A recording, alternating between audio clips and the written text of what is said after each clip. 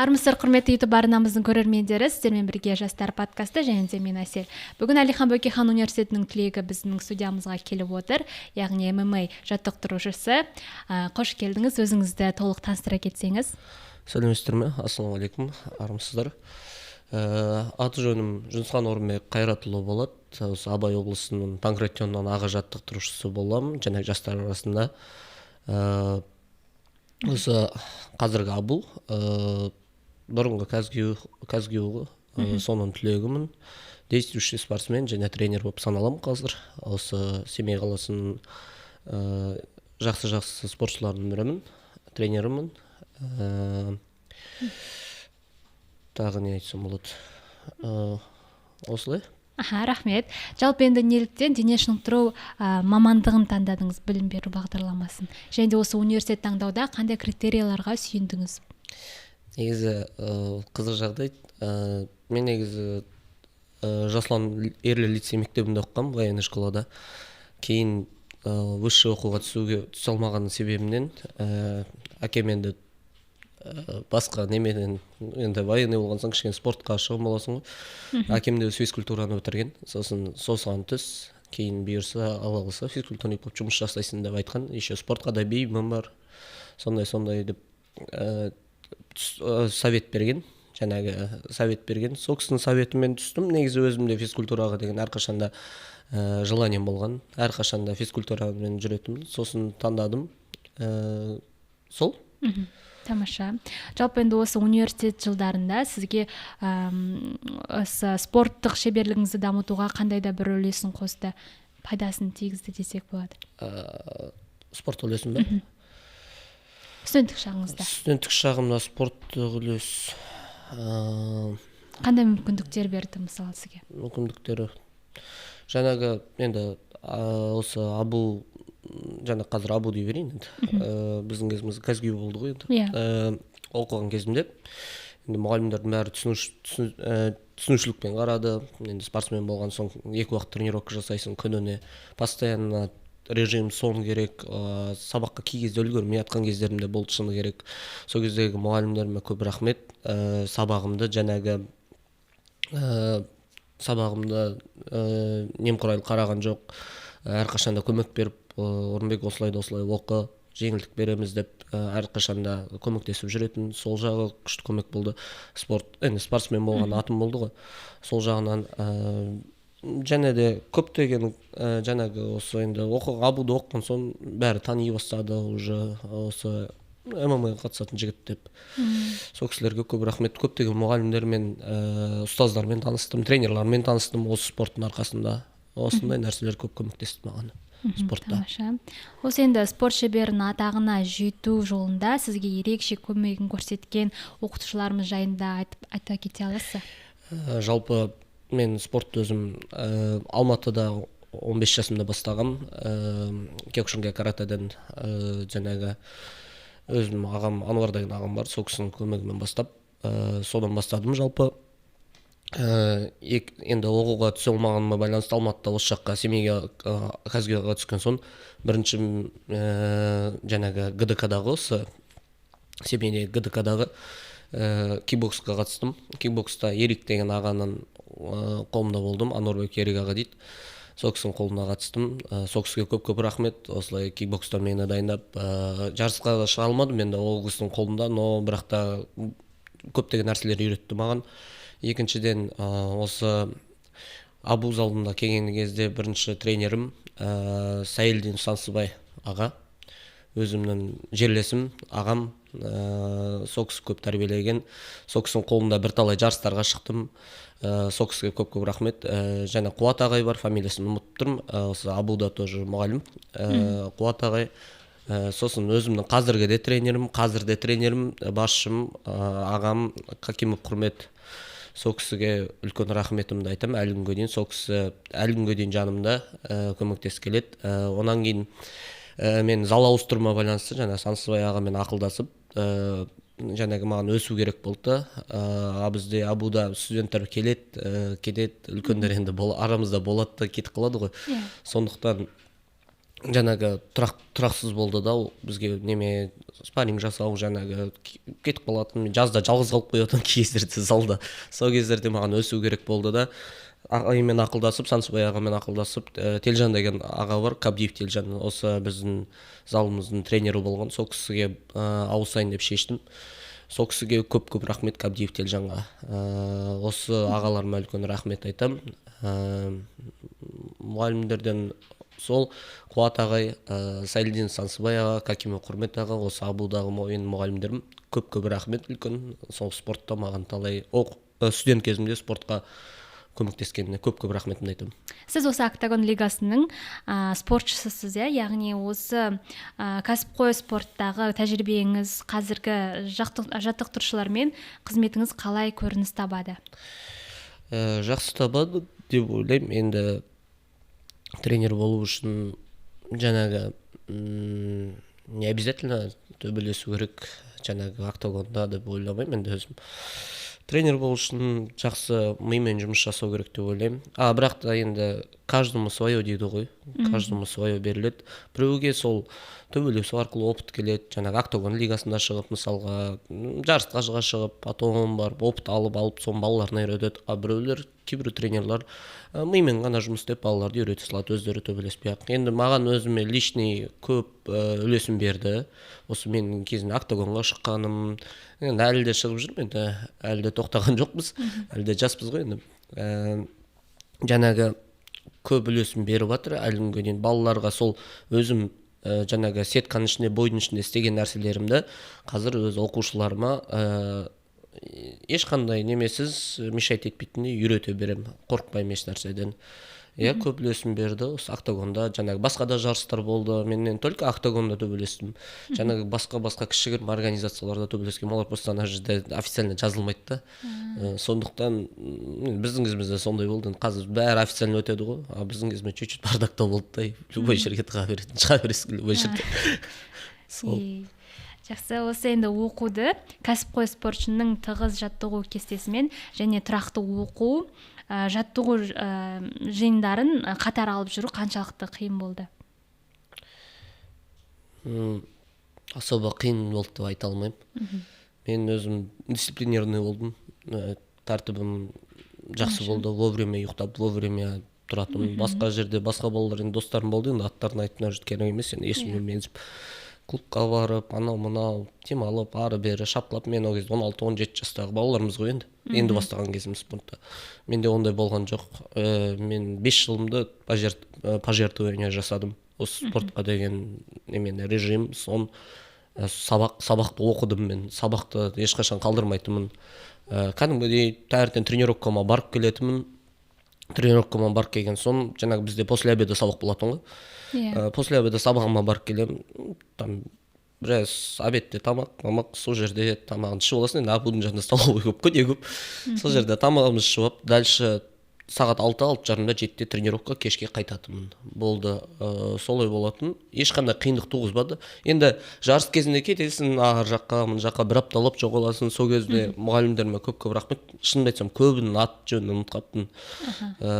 Жаңағы әйел мұғалімдері бар, апайлар, солар көп көмектескен маған. Жаңағы анатомия сабағында, психология сабағында қиындықтар болып жатқан кезде көп көмектерін тигізген апайлар бар. Үлкен рахмет сол кісілерге. Ешқандай қиындық болған жоқ. Қазір айтады ғой, мен спортсменмін, маған баға қойып беру керек, айту керек, бүйту керек, не знаю.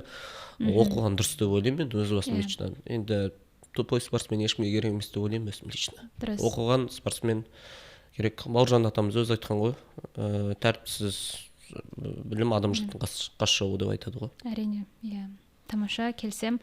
Енді даму жолында дисциплина өте қатты көмектеседі, негізі. Ал енді сіз қазіргі таңда Абай облысының Панкратион аға жаттықтырушы ретінде өзіңіздің бір күніңіз қалай өтеді? Енді мен полный день тренировкадамын, залдамын, өзімнің залымда. Таңертеңнен кешке дейін тренировка жүргізем.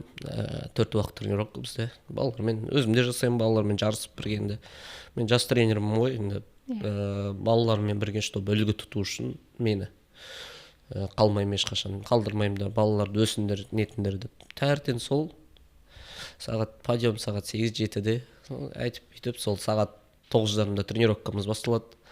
11:30 тренировка, сосын дальше салонное время беріледі. Сағат 3:30-дан 5-ке дейін тағы бір тренировкамыз бар. Потом 1 сағат отдых, 6:30-дан 8-ге дейін тағы бір тренировкамыз бар. Солай бітеді күніміз, күнде солай. Ешқандай айырмашылығы жоқ. Сол. Рахмет. Енді осы Батыр жекпе-жек клубының құрылу тарихын айтып берсеңіз. Жалпы бұл залды Қабдиев Телжан деген ағамыз құрған, өзім сынсайым, тренерім. Залды құрған сол кісі. Бұл негізінде Кудо KZ жекпе-жек орталығы деген болған. Жаңағы Арғымақта, Засятка 89-да. Сол жерде 2015-16-ма мен қателеспесем, мен ол кезде жоқ, залға келген жоқпын мен әлі. Сол кезден бастап құрылған бұл зал. Онан кейін жаңағы осы аға жаттықтырушы тренеріміз біздің кетуіне байланысты енді Құрмет аға екеуміз ақылдасып, кішкене қазақи нақышта болсын, атымыз балалардың рухын көтерейік деген секілді ниетпен жаңағы осы Батыр жекпе-жек орталығын осы 1 жыл болды міне құрғанымызға. Каким Құрмет аға екеуміз осы залды құрып Батыр жекпе-жек орталығы деп аштық. Жаңағы тренерімізден, аға жаттықтырушымыздан, Қабдиев Телжаннан рұқсат алып барып. Осы негізі Батыр болып құрылғанына 1 жыл болды, Кудо KZ болып жұмыс жасалғаннан бастап, сол бір зал ғой енді. 2016-тан бері келе жатыр бұл зал жұмыс істеп, 10 жыл болады, міне берсе болды уже. Тамаша. Енді осы өздеріңіздің шәкірттеріңізді тәрбиелеуде қандай құндылықтарға және де басшылыққа аласыздар? Енді біз енді негізі басында ММА-дан бастаған жоқпыз. Біз кудо деген спорт түрі бар. Кудо деген спорт түрі бар. Дайдоджуку кудо деп аталады. Жаңағы неме Япониядан келген спорт түрі ғой. Японияда бірінші очередьта тәртіп, дисциплина. Екінші очередьта уважение со старшим. Сыйластық. Біз сол қағидаларды ұстанамыз әлі күнге дейін. Бізде залға кіреді, әлі күнге дейін сол приветствуется. Жаңағы тренировка уважениеден басталады, уважениеден бітеді. Ешқашан неменің ортасында, тренировканың ортасында сен кіріп келе алмайсың ешқашан. Жаңағы бізде построение болады, сапқа тұрамыз, поклон жасаймыз бір-бірімізге, потом разминка басталады. Аяғында тоғыш солай, осылай тура бітеді осылай. Сау бол деген сөз ғой, осы деген сөз. Сау болыңыз деген сөз, солай басталады. Сол тәртіпке қатты маңыздылығымыз қоямыз. Жаңағы кейбір залдарда енді білмеймін, көріп қалғам енді кейбір залдарда мысалға ортасынан кіріп кетеді, зиздастап кеткен балалар бар енді. Олар ортасынан кіріп кетеді, жүгіріп келеді, амандасады, кейбір амандаспай кіріп кеткендерін көріп жатқам енді. Көп жерлерді көрдім. Мен Семей қаласында емес, мен Алматыда болдым, Қарағандыда болдым, Павлодарда болдым, жан жақта спортта болдым да. Жаңағы ММА залдарында болдым, кикбокс, неше залдарда болдым. Көп бәрі емес енді әрине. Кейбір жерлерді көріп қалдым. Сондай кішкене тәртіпсіздік бар әлі. Енді ол каждому свое, өздері жұмыс істейді. Бізде енді сөздің шыны керек, еркек болған соң таяқ жейді ғой, әрбір бала мысалға кешік келеді, кіргісі келе ма, таяқ жеп барып кіреді. Мысалға деген ғой. Ол тәртіп болады, ол бір рет жаңағы таяқ жеп барса, мысалға қатты соқпайсың ғой, енді бір реттен таяқпен құйрықты ұрып қаласың деген секілді әңгіме ғой мысалға. Екінші рет кешікпейтін болады да. Осы екінші очередьта бізде старшыларға уважение. Жаңағы бізде сенсей, сэмпай деп бөлінеді, например, әлі күнге дейін солай. Каратеда секілді. Бірақ та жаңағы сенсей, сэмпай деп атайды. Мысалға алтта тұрған ағалары оларға әрқашанда уважение. Андай погоняламен атап, бергелей, анау-мынау деген қазір әңгіме ондай жоқ. Жаңағы старшыларға уважение, кішілерге үлгі ғой. Сол қағиданы требовать етеміз. Әрқашанда тренировкадан қалмаса екен деп ойлаймыз балаларды. Кейбір балалар жарыс ұтады. Енді травма алған соң енді травмасына қарай демалыс береміз.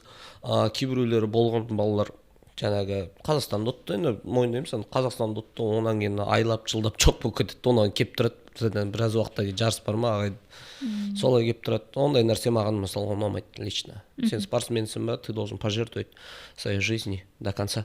Жалпы енді бүгінгі таңда Абай облысындағы спорт ұйымдарында және дене шынықтыру саласы бойынша дипломы бар мамандар сұранысқа ие болып тұрады. Қаншалықты сұранысқа ие? Физкультура пәндерінде иә, дене шынықтыру мұғалімдері.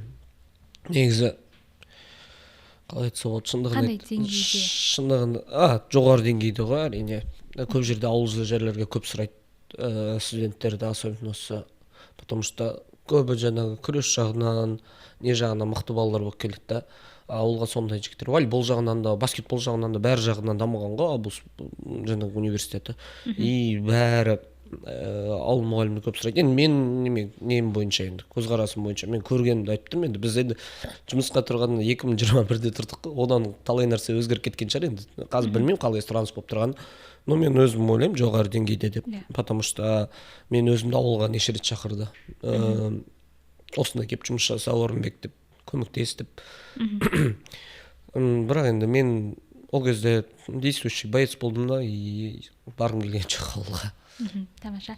Жалпы енді осы биыл біз түлектер осы біздің университетке түскісі келетін студенттерге қандай кеңес айтар едіңіз? Бірінші очередте оқыңдар, екінші очередте спортпен айналысыңдар, үшінші очередте әке-шешелердің сенімін ақтаңдар, шығыңдар, кәдімгідей талпынып оқу керек. Оқыған адам ол жарып шығады бір жерде, ешқашан нетпейді, тоқтамайды оқыған адам. Енді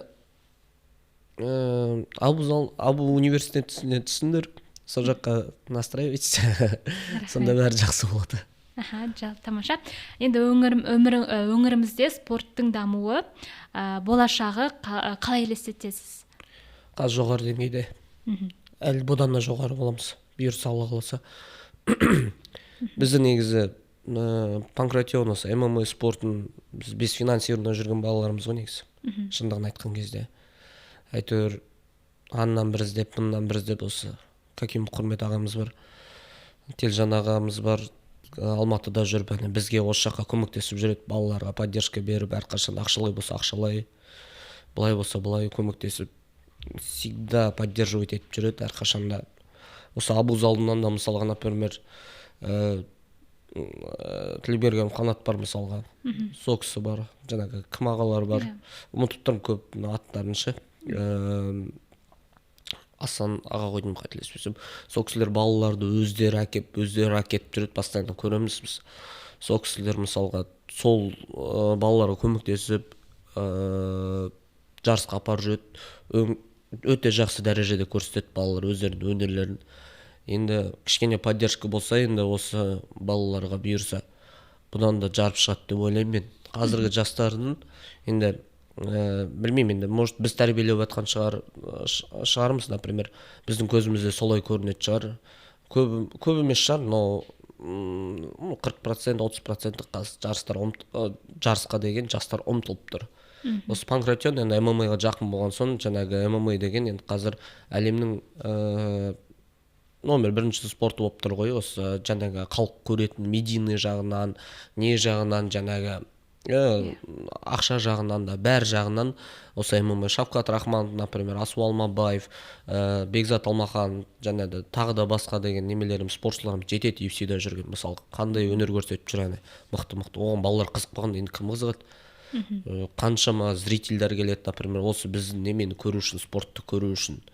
Кішкене енді поддержка болса, бұйырса, поддержка болса, біздің балалар жоғары өседі деп ойлаймын мен өзім лично. Абай облысы номер 3-тікте ғой Қазақстанда. Номер 3-тікте. Памушкамда, жаңағы ересектер арасында да, жастар арасында да мықты балаларымыз бар, жетеді. Мықты бірінен бірі асып түсетін балаларымыз бар. Жоғары деңгейде деп ойлаймын. Рахмет. Ал енді осы мамандықты таңдауға ниет етіп жүрген талапкерлерімізге өзіңізден бір ақыл кеңесіңізді айтып жіберсеңіз? Бірінші очередте тәртіпті болыңдар, дисциплина ұстаныңдар. екінші очередте жанагы сабақтарын дұрыстап оқыңдар. Ал спорт пен сабақты бірге алып әрқашан жүруге болады. Ол ешқашан біреуі бір-біріне мешает етпейді. Оқыған пайдалы, спортпен айналысқан, оқыған миға пайдалы, спортпен айналысқан денеге пайдалы ғой. Екеуін бірге алып жүрсеңдер, ештеңе мешает етпейді. Жаман ортадан алшақ болыңдар әрқашанда. Жақсы орта іздеу керек. Жақсы орта болса, сенде всегда өсу болады да. Жаман ортада жүрсең, әрқашан астыға кете бересің. Ол жаңағы бір рахат үшін сен ондаған шаг артқа кетесің. Ал сен бір қиналған үшін 5-6 шаг, 10 шаг алдыға жылжисың деген секілді әңгіме ғой. Сабақтарыңды оқыңдар әрқашанда. Әке-шешелердің тілін алыңдар, әке-шешелерін сыйлаңдар. Абуға түскен соң мұғалімдерді сыйлап үйреніңдер. Әрқашанда тыңдаңдар. Ұстаздар жаман болсын деп ешкім айтпайды. Өзімде ұстаз болған соң сендерге де дұрыс болсын деп дұрыс жүрсін, дұрыс бала, дұрыс азамат болсын деп өссін деп тілейміз. Ешқашан ауырмаңдар, сырқамаңдар, денсаулықтар мықты болсын. Абуға түсіңдер. Рахмет үлкен. Жалпы осылайынан студиямызға келіп уақытыңызды бөлгеніңізге рахмет. Құрметті көрермендер, осымен біздің подкастымыз аяқталды. Келесі кездескенше қош сау болыңыздар. Сау болыңыздар.